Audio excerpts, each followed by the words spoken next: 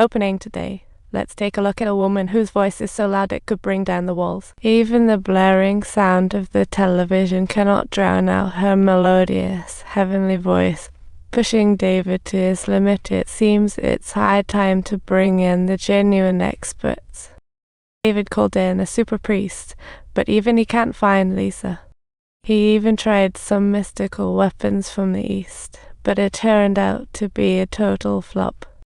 After a series of fails, David brought in the bookstore guy, who felt Lisa's presence just by sitting on the couch. The bookstore guy said David should move out ASAP, but David was like, "No way, this story isn't done yet." The guy mentioned David had a strange aura, like it was fermenting, and suggested he let go of the woman in his heart.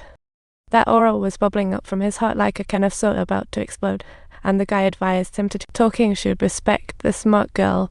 Turns out David was just insecure after losing love talk about an awakening. Lisa approached David on the rooftop, sincerely apologized, and when he didn't respond, she wasn't awkward at all, just kept chatting about her dream. She wanted to turn the rooftop into a garden, but why she didn't do it. Even she's confused.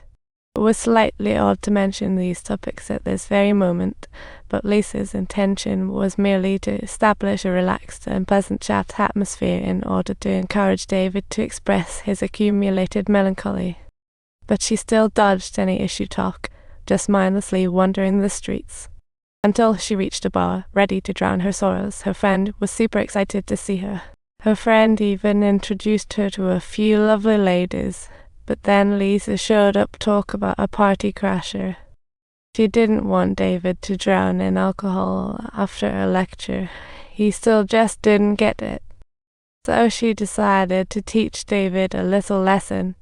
But as the music played, he instinctively started dodging. Suddenly, he's a dancer. His strange moves attracted laughter from the crowd, leaving them to awkwardly escape the bar. David ignored Lisa, lonely in the park. When he thought had shaken her off, there she was. David couldn't help but complain about Lisa always following him, and she was a bit down after all. He was the only one who could see her. Before meeting David, she was lost in a void, just waiting for time to pass, nearly forgetting who she was.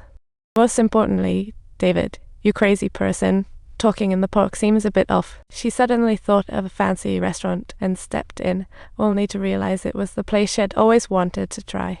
Too bad she never had the time to visit before. Just about to leave, a guy collapsed right behind her. In the face of this emergency, Lisa's memory surged and she blurted out first aid tips. Under her expert guidance, David quickly found the cause of the problem as she ordered a knife and vodka, saying she was too scared to touch it. Seeing the urgent situation, she bravely downed the vodka bottle and the man started breathing again, and Lisa remembered she used to be a doctor.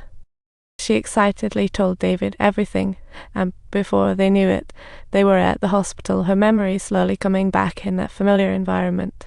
They found Lisa's medical mentor, but she refused to spill any info until David's identity was confirmed. So David was compelled to pretend to be Lisa's boyfriend. What an ingenious and daring plan it was. Mentor's words triggered Lisa's memories. She had just finished her shift 3 months ago when she got into a car accident. Though she survived, she became a vegetable, and the sound of the crash grounded her back to reality. Suddenly, Lisa felt her heart beating and was drawn to a hospital room by some unseen force. Lying on the bed was none other than her own self. Lisa found it hard to accept at first. David followed in, and upon seeing the person in the bed, couldn't help but exclaim, "Lisa is still alive." He urged Lisa to try and get back into her body, but no matter how hard she tried, her soul and body just didn't sync up. David comforted Lisa that there had to be another way. When he held her hand, her ghostly self felt warmth again. Just as she began to feel it, the teacher walked in, urging David to leave. Lisa decided to stay behind and find a way back to her body. After spending time together, their goodbye felt heavy. Farewell, Sasha, farewell. After that, Lisa wandered mindlessly around the hospital unnoticed until her sister and two nieces came to visit. She realized that not even the strongest family bonds could make her visible within this household. At that moment, the doctor treating Lisa walked in, and though her body was monitored, he couldn't see her. The doctor stated Lisa had no hope of waking up and suggested her sister remove the oxygen tube to relieve her from pain. His sister fled the room, trying to escape while the doctor kept on explaining.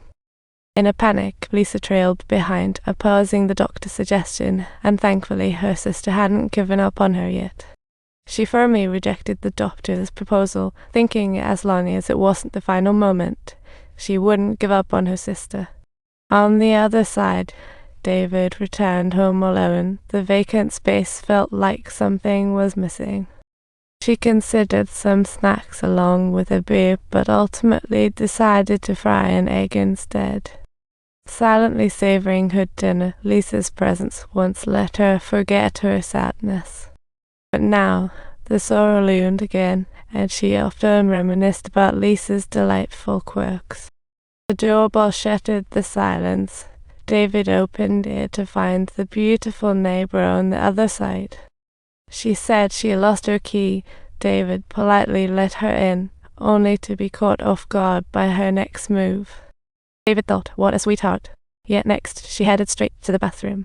Lisa quickly filled David in about what happened at the hospital, reminding him that now was not the time to lose focus.